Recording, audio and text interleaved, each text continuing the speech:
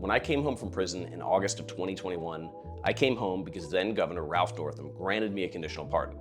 I've told people this, and they've usually heard the word pardon and thought, oh, you don't have a record, like you're not a felon anymore, but it's not that way. Because here in Virginia, there are three types of pardons. There's a simple pardon, which is basically just a statement of forgiveness for some past act. There's a conditional pardon, which says, like in my case, if you meet these conditions, we will commute the rest of your sentence. And then there's a full pardon, which wipes somebody's record. So in my case, they said, hey, you were sentenced to serve 32 years in prison.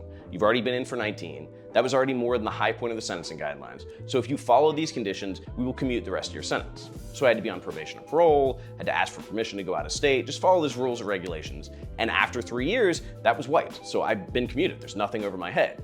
But what it didn't do was wipe my record clean or restore my rights. So I got out in August of 2021, and there was an election in November, but I wasn't able to vote in that election because I hadn't had those rights restored. Because being a convicted felon, I'm not allowed to vote, I'm not allowed to hold office, I'm not allowed to be a notary public, I'm not allowed to serve on a jury. Now, Virginia is one of two states that permanently disenfranchises people if they have a felony conviction, which means there's no natural process. Like it's not 5 years or 10 years or a certain number of things. You never get your right to vote back unless the governor restores it. So basically, like the governor granted me a conditional pardon, I had the opportunity to apply to the governor and say, hey, now that I'm out, I want to be a full citizen, I want to participate in the world, will you restore my civil rights?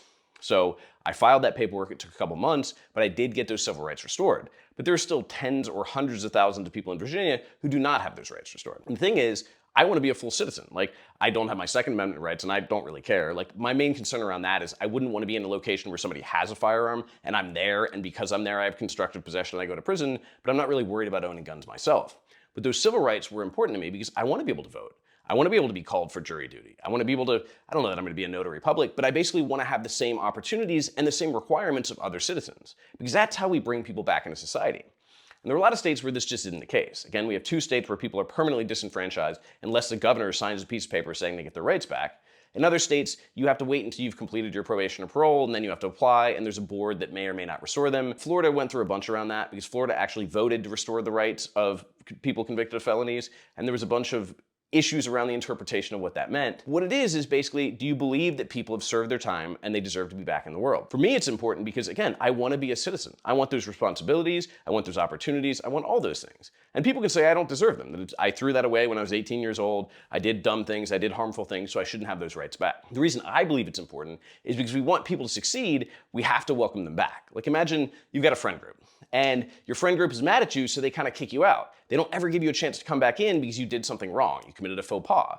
Well, that's not really a friend group that you're going to want to be a part of or you're going to be able to be a part of. But if your friend group says, hey man, you messed up, here's what we want you to do to repair that harm. Like you wrecked so-and-so's car, you said something mean and you hurt somebody's feelings, you need to apologize. Then you welcome people back in. What it actually does is create a bond, create a sense of like, hey, I made mistakes, I did that, but I worked to get back. I worked to become a part of this friend group. I worked to get my voting rights back. I worked to become basically a second-chancer, and for that reason, I value it more. And that's one of the reasons it's always interesting when we talk about employment. Most employers have found that when they hire people with records, and this is not everybody, they hire people who've basically done the work to better themselves, they have a higher retention rate, they're happier with the employees, they basically show up in a way that other people don't show up because they appreciate it more. It's the same thing with voting and civil rights. One, I think it's important to have somebody who has experience on a jury. Because if you've ever been in a jury or you've ever been called for jury duty, like, do you know about the process? Do you know what's going on? Do you know what all these terms are? Do you know what the experience is? Because if you don't, you're not really an informed citizen. And that's not your fault. We don't teach that in school. But the issue is, like, if I was being judged by a jury, I would want it to be a jury of informed citizens. But because we don't teach that, we don't really have good civics classes, we don't really understand, we're asking people with not enough information or not enough training to make determinations of fact or make determinations of basically guilt and innocence. I think that's really unfortunate because I've got a buddy who sat on like 4 juries in 5 years. It was crazy. This guy's brilliant, by the way. So he was not a lawyer, but he scored in the 99th percentile of legal knowledge because he was a legal editor. He just taught himself all this stuff. And he said 2 of these trials were insane because there was no evidence against the person, or basically there was no evidence that a crime had been committed. Because the thing is, like, if I walk up and I punch somebody in the face, that's clearly assault, there's no question. But if, like, you punch me in the face and I defend myself, well, that's not the same thing. So in both of these cases, there was no evidence of a crime actually being committed. And yet the jury is ready to convict. And he's like, hey guys, like, wait, you're voting to convict? Like, can we talk about this? And they just didn't know, but literally had the idea that, oh, well, if they were arrested, they must be guilty because the cops wouldn't arrest them if they weren't guilty. Or like, if they're here, like clearly they're guilty. And I think that's such a fundamental misunderstanding of how the system works. I have a buddy who was on trial in Pennsylvania. I went out there to cover it. He was on trial for attempted murder, and literally the person who was the victim of the crime threatened to murder him from the stand. I mean, it was insane.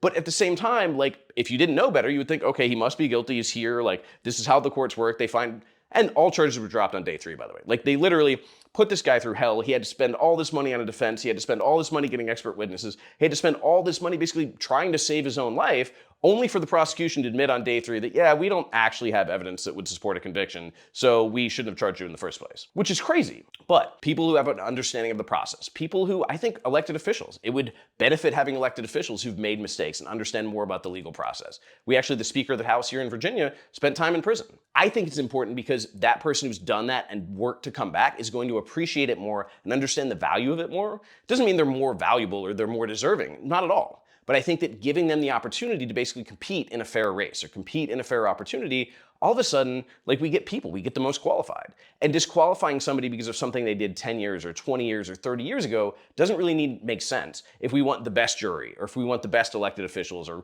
want the best notary publics. And I don't even know how you could be a good or bad notary public, but it's just kind of the point. I had my civil rights restored because I petitioned to the governor, and I was under an administration where that was going to happen, where they basically supported it. They said, if you do petition, we want that to happen, but it's a political matter. So this governor or the next governor or the following governor could decide, I'm not going to restore anybody's rights. I don't want to. And it's really unfortunate because we passed a bill 1 year here in Virginia that was going to amend the Constitution to say that people who've been convicted of felonies do not lose their right to vote, or their right to vote is restored immediately upon release. Passed it 1 year, we did not pass it the second. It would have then gone to the public. You have to pass it twice, and then the public gets to vote, basically at an open election. Do you support this or no? And the goal was to give the American people, give the Virginia people, the opportunity to say what they think. But unfortunately, there was opposition against it. The bill got killed. So we're looking at doing that again in the future. There's a lot of stuff around it. But the whole thing is, if we want people to succeed, we need to welcome them back. We need to give them opportunities. We need to give them support.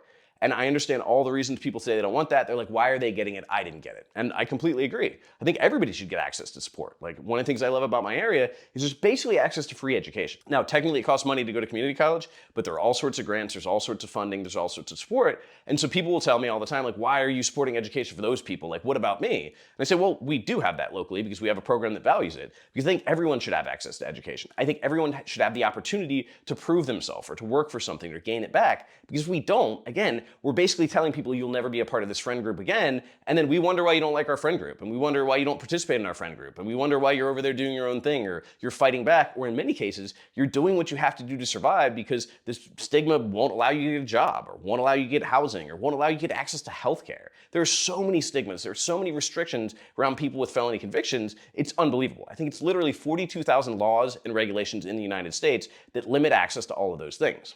So, if we want to remove those barriers because we want people to get a job and be contributing members of society, we want them to get housing so they're not unhoused or they're not living in, a trap house or some really unfortunate place, if we want them to participate, we have to remove those barriers. So I'm grateful for the governor who not only granted me the conditional pardon, let me out of prison, and also restored my civil rights, but did that for a number of people. Because he basically freed a lot of people. He freed 100 people in Virginia who he said, hey, these sentences were not fair. This was not right.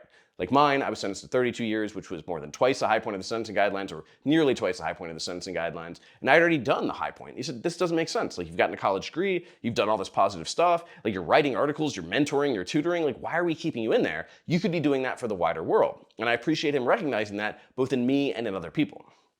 But I think it's really important that we have a system that welcomes people back and gives them a path to have their civil rights restored, because we can't be surprised when they mess up.